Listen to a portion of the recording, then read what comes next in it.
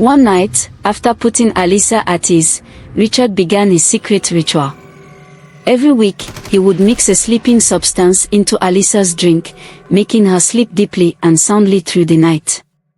Once she was under the drug's effect, Richard would open the door to the hidden chamber, bringing the giant black monkey into the bedroom, chant his incantations, summoning the dark forces he worshipped.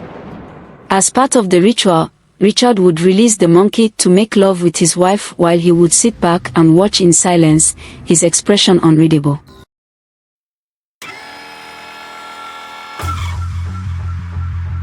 Alisa, a beautiful 23-year-old, grew up with parents who struggled to make ends meet. Despite their challenges, they poured all their efforts into seeing her through university. Her father sold basic goods from a tiny shop, and her mother ran a roadside food stall. They couldn't give her much, but they ensured her basic needs were met, and they cherished her dreams as much as she did. In her third year at university, Alisa met Obinna. He was handsome, intelligent, and determined, qualities she deeply admired. Though from a modest background like hers, Obinna had big dreams. He wanted to excel in his studies, make something of himself, and build a life he could be proud of. Alisa, Obinna would say with a warm smile, "Once I graduate and start working, the first thing I'll do is save up. Then, I'll meet your parents and pay your bride price." Alisa's heart would skip a beat every time he said this. She'd lean into him, smiling. "No problem, my love. I'll wait for you. No matter what, I'll wait." Encouraged by her words, Obinna threw himself into his studies, aiming to secure a stable future for them both. Their love grew with every semester, built on shared dreams and mutual support. But even as she loved him, Alisa couldn't ignore the little voice that sometimes whispered to her late at night, a voice that longed for a life beyond her wildest dreams. 2 weeks before her final exams, Alisa found herself at the supermarket, in the school's environment, picking up some personal care products. As she browsed the shelf, her gaze landed on a man who seemed to command attention with his mere presence. Richard was in his early 30s, impeccably dressed in a designer suit. His cologne hung in the air, and his watch sparkled under the store's fluorescent lights. Richard noticed her staring, flashed a charming smile, and walked over. "Hello, beautiful," he said smoothly. "You seem lost in thought." "Yes, I was just admiring your style," she stammered, feeling a blush rise to her cheeks. Richard's smile widened. "I'll take that as a compliment. Would you like to join me for dinner tonight?" Alisa hesitated for a moment, but before she could stop herself, she replied, "Yes. I'd love to." Later that night, Richard picked her up in a sleek, black luxury car. The leather seats, the faint music, and the cool air conditioning transported her to a different world. He took her to a 5-star hotel, where they indulged in a meal she could hardly pronounce and drank cocktails that tasted like liquid luxury. As the night wore on, Alisa found herself captivated by Richard's world. Here was everything she had secretly dreamed of: elegance, wealth, sophistication. Richard treated her like a queen, and as he dropped her off, he smiled. "Alisa, I'd love to see you again." She could only nod, words failing her. All night, she lay awake, her mind swirling with thoughts of Richard and the life he offered. It was as if she had entered a fairy tale, and she found herself unwilling to let it end. In the following days, Alisa and Richard grew closer. He showered her with gifts, a new phone, designer bags, shoes, expensive wigs, and more. Each time she glanced at the price tags, she felt like she was drifting further from her old life, and further from Obinna. Obinna began to notice the changes. She'd rarely pick up his calls, and when she did, she was cut and distant. One afternoon, his friend Vincent came over, looking amused. "Obinna, I didn't know you had become a millionaire," Vincent joked. "What do you mean?" Obinna asked, frowning. Vincent shrugged. "I saw Alisa the other day," She's wearing clothes and bags that cost more than our school fees. If you're not buying her all this, it means someone else is." Obinna's heart sank. That night, he called Alisa, desperate for an answer. But she brushed him off, telling him she was busy. He felt his dreams of marriage crumbling, yet he could do nothing to stop it. A week before their exams, Obinna went to her hostel, determined to see her. When she opened the door, she looked surprised and irritated. "Alisa, what's going on? Why don't you answer my calls anymore?" he asked, his voice heavy with pain. "Did I do something wrong?" She sighed, folding her arms. "Obinna, we've been together for 2 years, and what do I have to show for it? Nothing. You and I, we are from poor families. I need more than love, I need security. Richard can give me that." Obinna looked at her, eyes filling with tears. "So, you're leaving me for him?" "Yes," she replied bluntly. "Look at me, Obinna. Can you afford even my wig in the next 15 years? Obinna looked at Alisa, tears welling in his eyes. He searched her face for any hint of the girl he once knew, the one he had built dreams with, but she was gone. Her gaze was firm, her words final. With a heavy heart, he gently stood up, whispered, "Take care, Alisa," and walked away. That night, he felt as if a part of him had shattered. But, determined not to let his heartbreak derail his dreams, he threw himself back into his studies, preparing for his final exams and project defense. Bit by bit, he let go of the thought of Alisa, burying his pain beneath a single-minded focus on his goals. Meanwhile, Alisa's world spun in a different direction. Only a week into her relationship with Richard, he surprised her with a proposal. He'd barely known her, but here he was, down on one knee, a diamond ring in his hand, asking her to be his wife. Overcome with excitement and blinded by the vision of a wealthy future, Alisa accepted immediately, scarcely looking back at the life she was leaving behind. The next day, Richard whisked her off to his mansion. She was awestruck by the fleet of luxury cars lined up in the driveway, the sprawling gardens, and the house filled with opulent furnishings. Alisa could hardly believe her luck. She thought to herself, if I marry him, all this will be mine. I'm truly blessed. As the weekend wore on, she lounged in the lap of luxury, feeling like a queen. Maids attended to her every need, and Richard showered her with expensive gifts. Yet, something nagged at her. Despite the lavish attention, Richard never crossed a line with her, never moved beyond caresses and chaste affection. One Saturday morning, Alisa finally mustered the courage to ask him, "Richard, why don't you, take things further with me? We are practically engaged." Richard smiled gently, his eyes glinting as he replied, "Sweetie, I'm a devoted Christian. I don't believe in premarital sex. Once we're married, you have all of me. Don't worry, you get your fill." Relieved, Alisa felt certain she had found a gem in Richard, a man of wealth, integrity, and values. The thought of becoming his wife filled her with anticipation, making her dismiss any lingering doubts. Yet her relationship with Richard took its toll on her studies. She no longer focused on preparing for her final exams, choosing instead to indulge in the life Richard offered. And when Richard noticed her struggles with balancing school and their relationship, he suggested with a casual shrug, "Why stress over exams, Alisa? It's a waste of time. I have enough money to take care of you. Once we are married, I'll set you up with a good business. Forget the certificate." Tempted by the life he promised, Alisa made a decision. She quit her studies, convinced that her future with Richard was all that mattered. Soon after, they traveled together to her village to meet her parents. The sight of her fiancé, a wealthy, generous man, filled her parents' hearts with pride.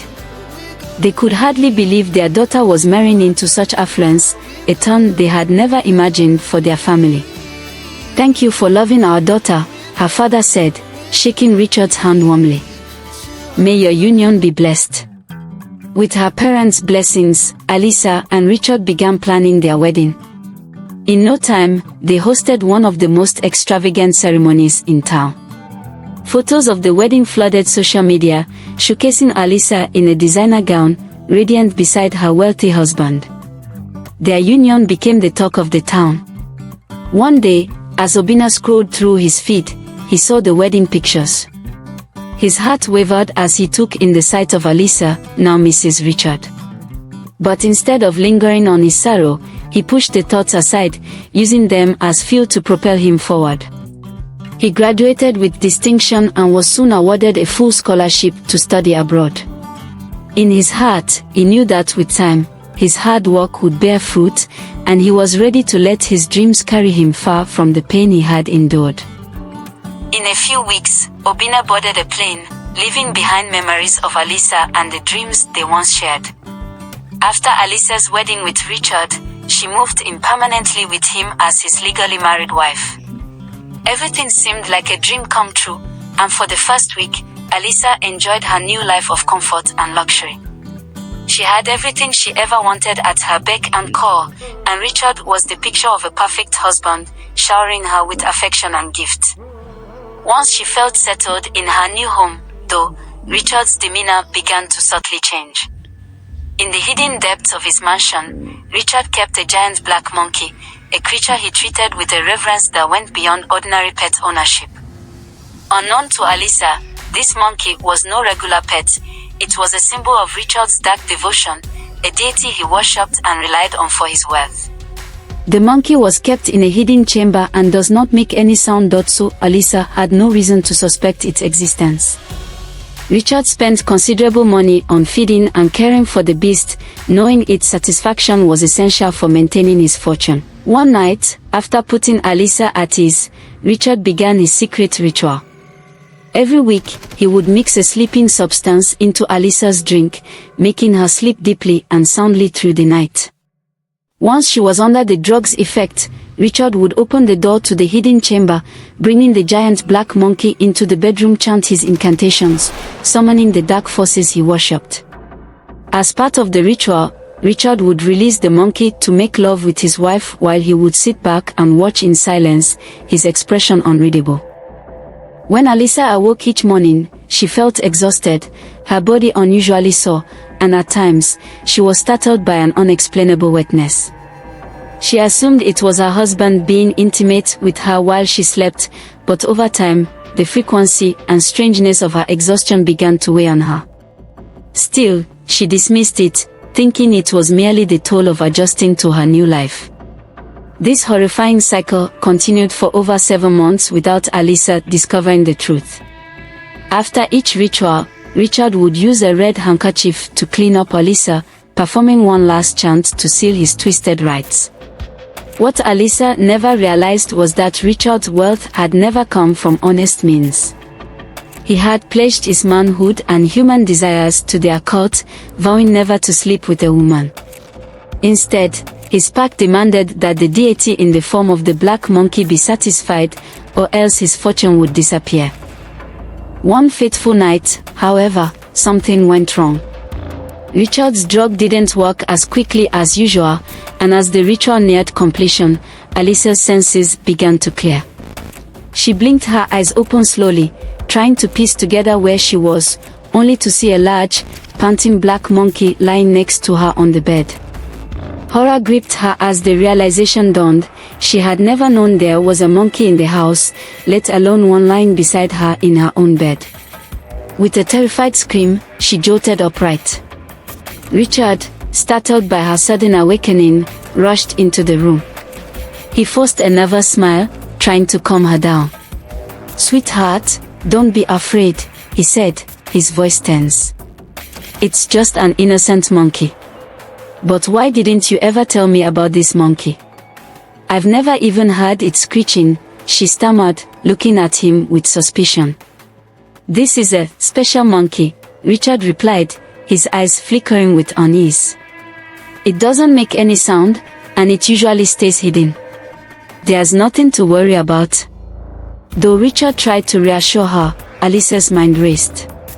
Her trust in him faltered as she replayed all the strange occurrences over the past months, the exhaustion, the dampness, the unexplained presence of the monkey. With a growing sense of dread, Alisa knew something was terribly wrong, and she resolved to stay alert from that night forward. Alisa decided to stop eating or drinking anything Richard gave her, especially at night. One night, she carefully switched the juice her husband gave her with another drink she had prepared for herself, pretending to be asleep shortly after. Richard, thinking she was deeply asleep, began his incantations, calling on his deity monkey for the twisted ritual he'd been performing. Once his ritual was complete, he pushed the monkey toward Alisa, believing she was under the influence of the sleeping substance. But just as the monkey approached, Alisa sprang up, her eyes wide open and filled with fury. "Richard, what are you doing?" she shouted. "Sending your monkey to sleep with me. So, this is what I've been going through since I married you. You're a ritualist." Richard fell to his knees, his face twisted in desperation. "Please, Alisa," he begged, his voice pleading. "You don't understand. The monkey is harmless.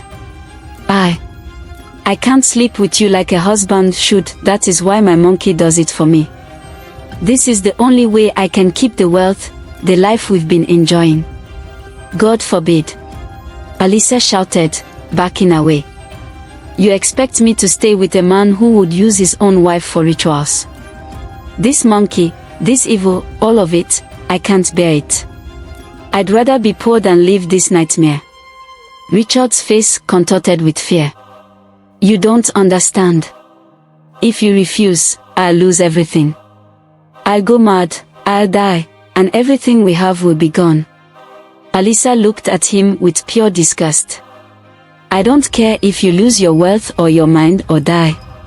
I will never allow this demon monkey near me again."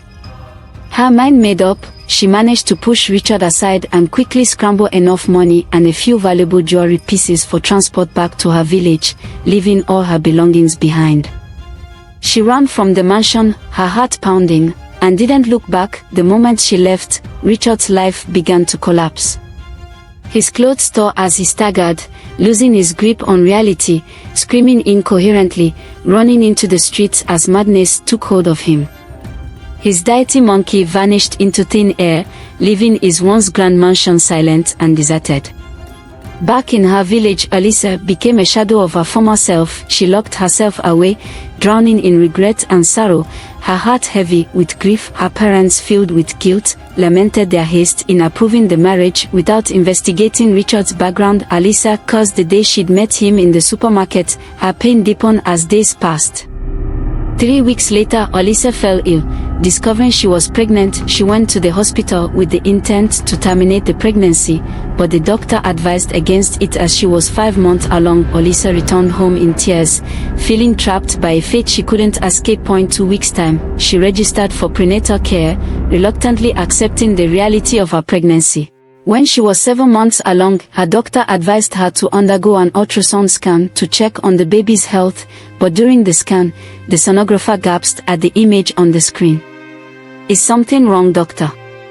Why do you scream?" Alisa asked, her voice filled with dread. The sonographer looked at her, his expression a mix of confusion and horror. "Madam, what I am seeing here, it isn't a complete baby. It's half baby and half monkey. Have you been sleeping with a monkey?" The word hit Alisa like a tidal wave, and she fainted. The doctors rushed to revive her, and after a few moments she regained consciousness. Numb with horror, she stumbled back home, her mind shattered. A few days later, overwhelmed by despair, Alisa took poison, ending her life. In her wake, Richard continued to wander the street in madness, a broken shell of a man. Years later, Obinna returned to Obinna, a successful young man with a thriving career and business. His life was flourishing, the bright future he had dreamed of finally a reality. In the end, Alisa's tragic fate served as a bitter reminder that not all that glitters is gold. She saw wealth and allure in Richard, mistaking it for something pure and lasting. unaware that beneath the surface lay darkness and corruption. Her story became a warning for those who chase riches blindly, a tale of vanity upon vanity. Thank you, lovelies, for watching this exciting tale. What lessons did you learn from this tale? Let me know your thoughts in the comment section. Don't forget to subscribe, like, and hit the notification bell to stay up to date on my latest story. Bye for now.